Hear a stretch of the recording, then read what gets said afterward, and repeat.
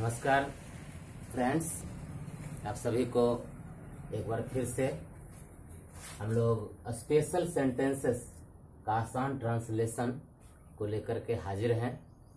और अभी तक अगर आप लोगों ने चैनल को सब्सक्राइब नहीं किया है तो चैनल को निश्चित रूप से सब्सक्राइब कर लें। कई हम लोग इसके पार्ट्स को देखेंगे। आज हम लोग पार्ट 2 को देखेंगे। पिछले दिन हम लोगों ने देखा था कि कुछ ऐसे ट्रांसलेशन हैं जिनका स्ट्रक्चर सब्जेक्ट +2 हैव +V1, अर्थात जैसे मुझे जाना है आई हैव टू गो, उसे खाना है ही हैज टू ईट, उसे बाजार जाना है he has to go to market, उसे पढ़ने के लिए विद्यालय जाना है he has to go to school to read, उसे कलम खरीदने के लिए बाजार जाना है he has to go to market to buy a pen। इस तरह के वाक्यों को हम लोगों ने देखा था। थोड़ा उससे आगे बढ़ते हैं। अब जैसे मान लीजिए कि मुझे आना है I have to come, मुझे आना पड़ेगा,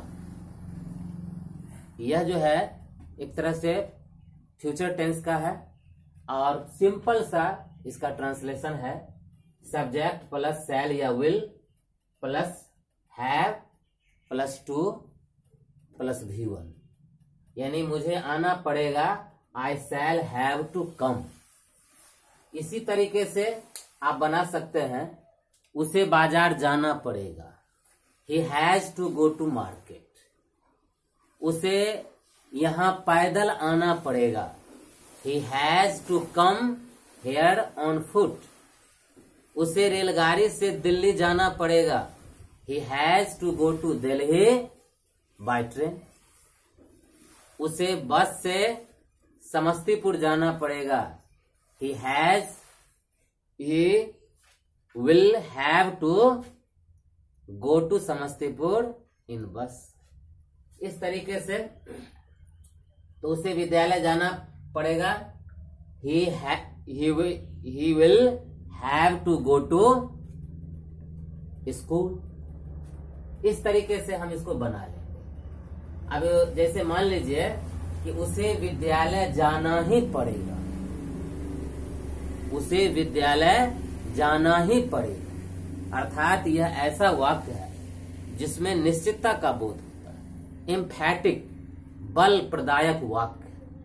तो हम लोग जानते हैं कि जहां निश्चितता का बोध है, सर्टेनिटी का बोध होता है, वहां हम लोग क्या करते हैं कि शैल और विल का प्रयोग उलट देते हैं। जहां सामान्य तौर पर शैल का प्रयोग होता है वहीं सर्टेनिटी के अर्थ में एम्फैटिक सेंस में विल का प्रयोग करते हैं। और जहां विल का प्रयोग सामान्य तौर पर प्रयोग होता है एम्फैटिक सेंटेंस में, वहां शैल का प्रयोग करते हैं। जैसे उसे विद्यालय जाना ही पड़ेगा, तो यहाँ पर ही के साथ विल का प्रयोग होता है, लेकिन ही के साथ शैल का प्रयोग हुआ he shall have to go to school, उसे विद्यालय जाना ही पड़ेगा he shall have to go to school. मुझे विद्यालय जाना ही पड़ेगा, तो ऐसे आई के साथ शैल लगता है, लेकिन सर्टेनिटी के बोध में हम लोग आई के साथ विल का प्रयोग करेंगे। I will have to go to school, उसे प्रतिदिन विद्यालय जाना ही पड़ेगा, तो he shall have to go to school every day, उसे पढ़ाने के लिए प्रतिदिन विद्यालय जाना ही पड़ेगा। He shall have to go to school every day to teach, he shall have to go to school every day to teach। इस तरीके से हम लोग बना सकते हैं। अब इसका अगर हमको नेगेटिव बनाना है तो I have not to come, मुझे आना नहीं है, I have not to come, मुझे नहीं आना है, I have not to come. क्या मुझे आना है? Have I to come, have I to come, क्या मुझे आना है। इस तरीके से थोड़ा सा और आगे चल, मुझे बाजार से 4 बजे संध्या तक घर आना ही पड़ेगा, मुझे बाजार से 4 बजे शाम तक घर आना ही पड़ेगा। तो I will have to come home from market by 4 o'clock in the evening. यानी आई के साथ विल लग गया, have to come home from market, और 4 बजे तक, तो 4 बजे तक के सेंस में बाय का प्रयोग लग जाएगा। 3 बजे तक बाय 3 o'clock, 2 बजे तक बाय 2 o'clock। तो इस तरीके से I will have to come home from market by 4 o'clock in the evening. अब किसी को हम कह देंगे कि आपको दिल्ली से सोमवार तक घर आना ही पड़ेगा। इसका ट्रांसलेशन हम लोग कैसे बनाएंगे, इसको थोड़ा सा देख लेंगे। बिल्कुल आसान,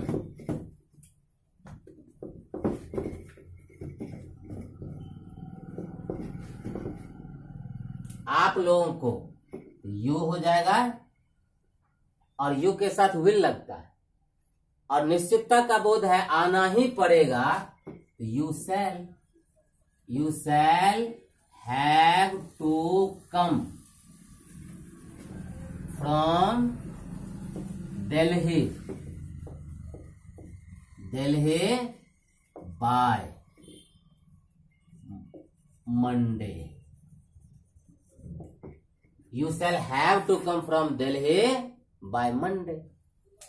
अब दिल्ली डी कैपिटल लिखे हैं, क्योंकि वाक्य के बीच में भी है, इसलिए कैपिटल लिखे कि दिल्ली प्रॉपर नाउन, और प्रॉपर नाउन जहां कहीं भी लिखा जाएगा वो हमेशा कैपिटल से ही शुरू हो, क्योंकि प्रॉपर नाउन की खासियत है वो दुनिया में अकेला है, और कोई भी जो दुनिया में अकेला है एक ही है, वो प्रॉपर नाउन है। और कहीं भी वाक्य चाहे शुरू में हो, चाहे अंत में हो, चाहे बीच में, वो कैपिटल लेटर से ही शुरू होगा। अब इसका हमको नेगेटिव यदि हमको बनाना है तो देखिए नेगेटिव कितना आसान है। जैसे उसे जाना है, उसे जाना है, ही हैज टू गो। इसका नेगेटिव हो जाएगा he has not to go, he has not to go. उसे नहीं जाना है। क्या उसे जाना है? Has he to go, has he to go. इस तरीके से हम बना लेंगे। क्या उसे नहीं जाना है? इसका क्या हो जाएगा? तो has he not to go, has he not to go. इस तरीके से हम सभी वाक्य का हम लोग बना सकते हैं। अब जैसे कुछ और वाक्य को हम देखें, जैसे उसे विद्यालय जाना पड़ेगा, उसे विद्यालय जाना पड़ेगा। इसका नेगेटिव कैसे बनेगा? तो इसका सबसे पहले ट्रांसलेशन बना लेंगे। He will have to go to school, he will have to go to school. इसका नेगेटिव हमको बनाना है, तो कैसे बनाएंगे? विल पहले अरे ये इंट्रोगेटिव बनाएंगे तो कैसे बनाएंगे?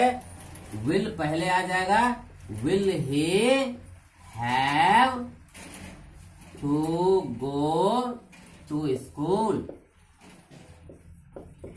और इसका नेगेटिव हो जाएगा he will not have to go to school. Will में नॉट लग जाएगा और इंट्रोगेटिव विल पहले आ जाएगा, और negative interrogative will he not have to go to school, अथवा वॉन्ट यहीं लग जाएगा। विल नॉट या won't he have to go to school. इस तरीके से इसका नेगेटिव भी बन जाएगा, इंट्रोगेटिव भी बन जाएगा, और निगेटिव इंट्रोगेटिव भी आसानी से हम बना सकते हैं।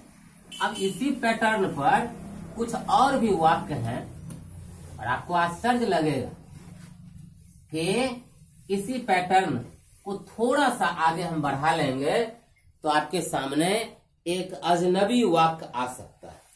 अजनबी, अब जैसे मान लीजिए कि जैसे आप लोगों ने बनाया कि उसे खाना है, उसे खाना है, तो he has to eat, he has to ईट।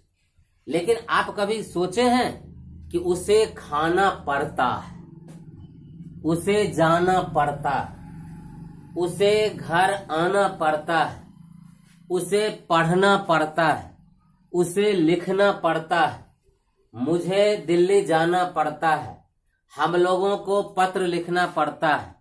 इस तरीके के जो वाक्य होते हैं जिसमें खाना पड़ता है, बोलना पड़ता है, हंसना पड़ता है, रोना पड़ता है, लिखना पड़ता है, पढ़ाना पड़ता है, इस तरह के जो वाक्य होते हैं उसका कैसे ट्रांसलेशन हम बनाएंगे, तो आपको बहुत आश्चर्य लगेगा कि इनका भी ट्रांसलेशन काफी आसान है, बिल्कुल आसान।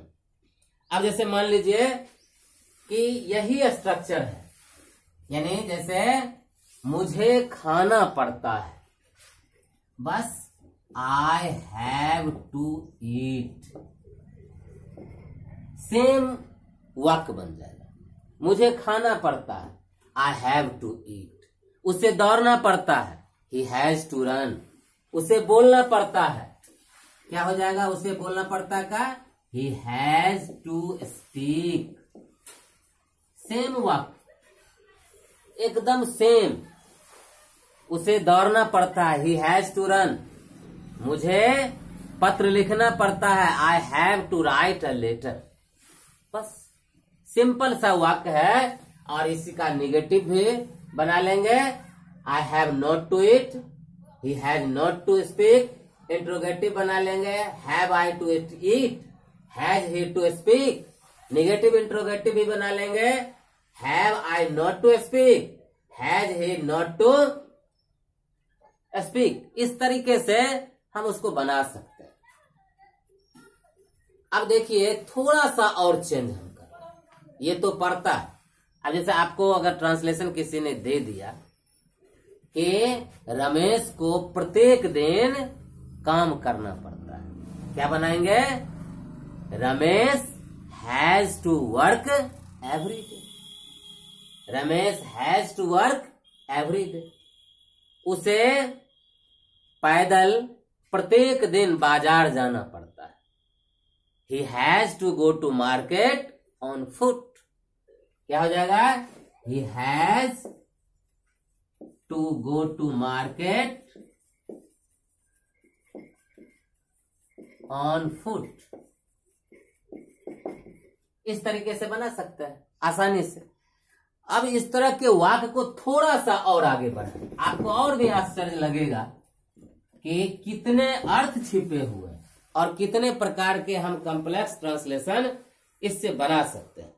जैसे आप इस तरह के वाक्यों को सुने, जैसे उसे खाना पड़ सकता है, उसे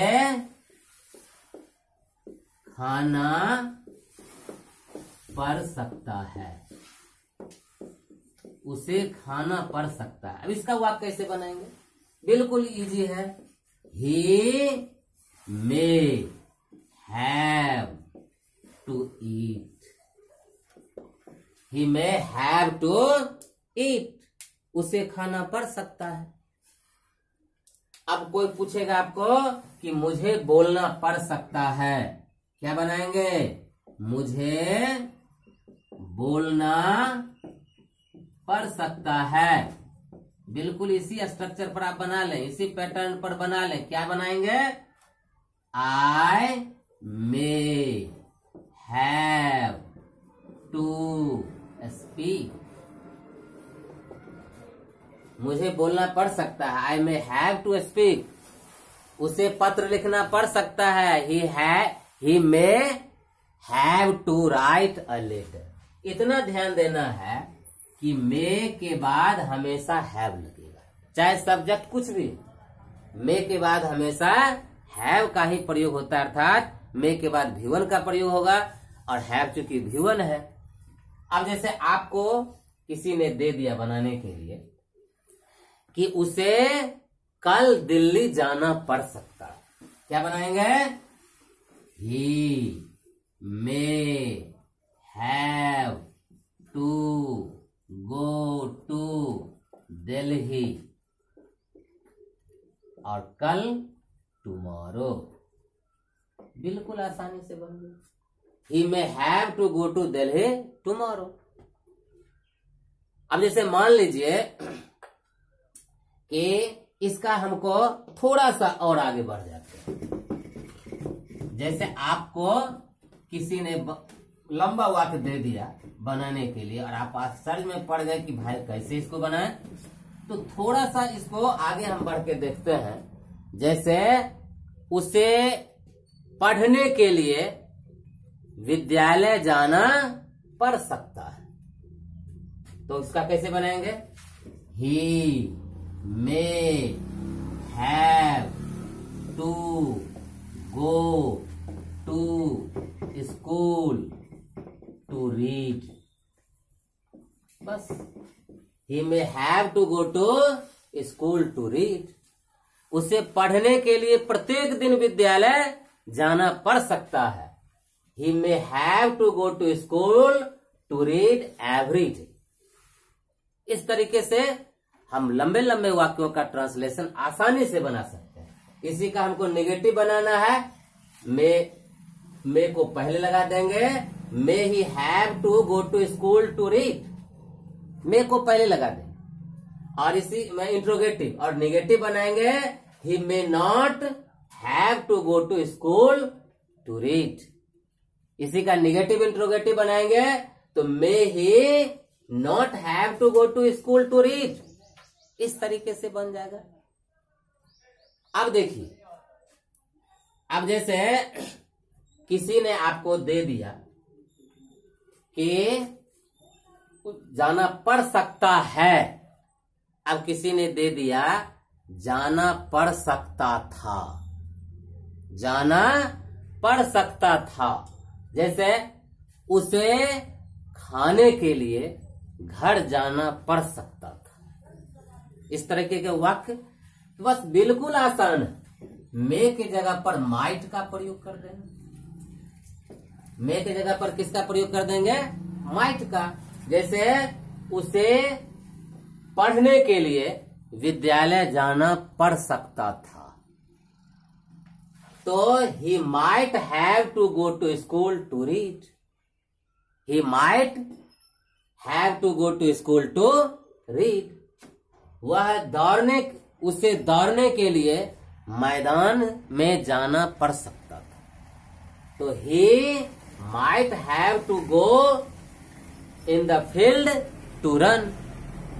इस तरीके से हम पढ़ सकता था का भी बना सकते हैं।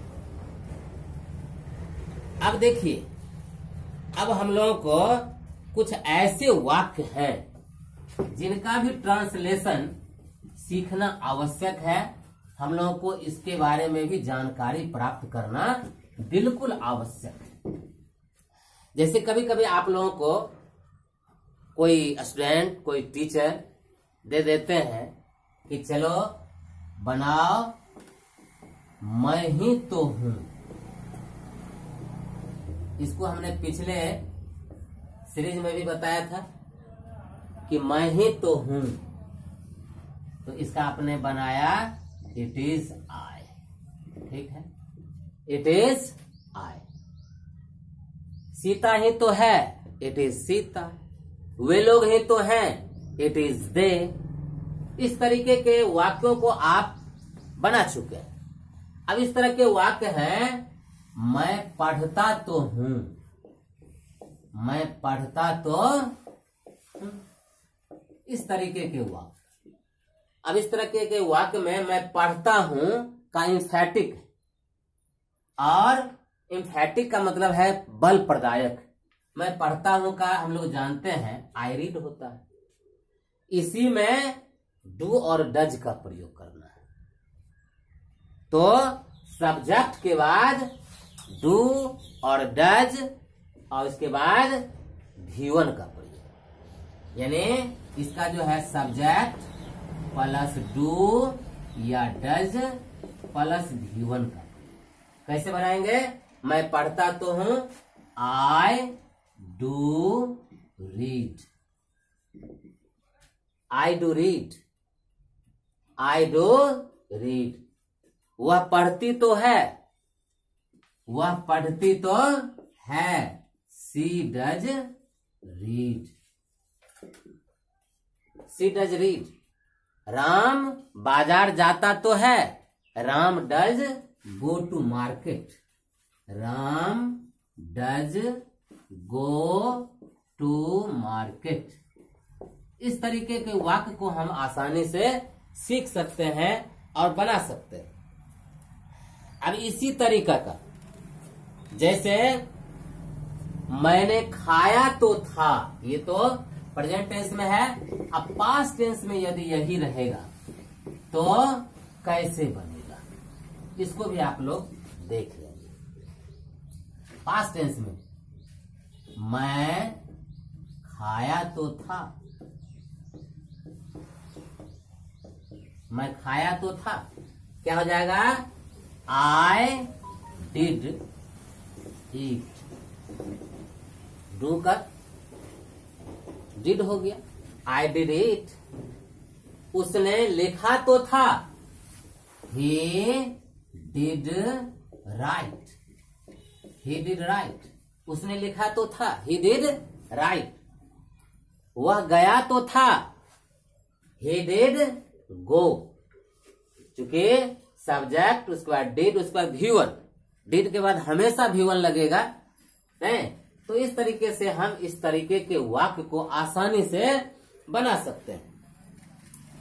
अब जैसे मान लीजिए कुछ ऐसे वाक्य हैं जो आप लोगों को कभी कभी थोड़ा सा मुश्किल में डालते होंगे, और उन वाक्यों को भी हम देख लेते हैं, बहुत ही बेहतरीन ढंग से हम उनका ट्रांसलेशन बना सकते हैं। कभी कभी आप लोग देखते होंगे कि जैसे वह मुझे लिखवाता है, वह मुझे लिखवाता है, वह मुझे लिखवाता है, वह मुझे खिलवाता है, वह मुझे पढ़वाता है, तुम मुझे हंसवाते हो, आप मुझे बुलवाते हैं, आप लोग मुझे पढ़वाते हैं। इस तरीके के जो वाक्य होते हैं उसको प्रेरणार्थक क्रियाएं कहते हैं। यानी आप किसी को प्रेरणा देते हैं काम करने के लिए, इंस्पायर करते हैं किसी को काम करने के लिए। और इस तरीके के वाक्य को आसानी से हम बना सकते हैं सब्जेक्ट प्लस मेक या मेक्स। जिस तरीके से सब्जेक्ट प्लस मेक या मेक्स और प्लस ऑब्जेक्ट और प्लस V1, एकदम आसान ट्रांसलेशन। वह मुझे लिखवाता है, ही मेक्स मी राइट। वह मुझे दौड़वाता है, ही मेक्स मी रन। तुम मुझे हंसवाते हो, यू मेक मी लाफ। आप लोग मुझे पढ़वाते हैं, यू मेक मी टीच। इस तरीके के जो वाक्य हैं बिल्कुल आसानी से हम बना सकते हैं। तो जैसे मान लीजिए कि उसने तुम्हें हंसाया, अब ये तो प्रेजेंट टेंस में है, यही पास्ट टेंस में रहेगा तो सीधा मेक और मैक्स के जगह पर तब हो जाएगा, क्या हो जाएगा, मेड हो जाएगा। Subject plus made plus object plus V1। अब इसको हम कैसे बनाएंगे? जैसे उसने तुम्हें हंसाया, उसने तुम्हें हंसाया, he made you laugh, he made you laugh, he made you laugh. अब इसी तरीके से उसने मुझे लिखवाया, ही मेड मी राइट, उसने मुझे दौड़वाया, ही मेड मी रन, उसने मुझे हंसवाया, ही मेड मी लाफ, तुमने मुझे हंसवाया, यू मेड मी लाफ। इस तरीके के जो वाक्य हैं इसको आसानी से बना सकते हैं। और आज का समय हमारा पूरा हुआ। एक बार फिर से हम लोग तीसरे सीरीज में और भी वाक्य को देखेंगे पार्ट 3 में।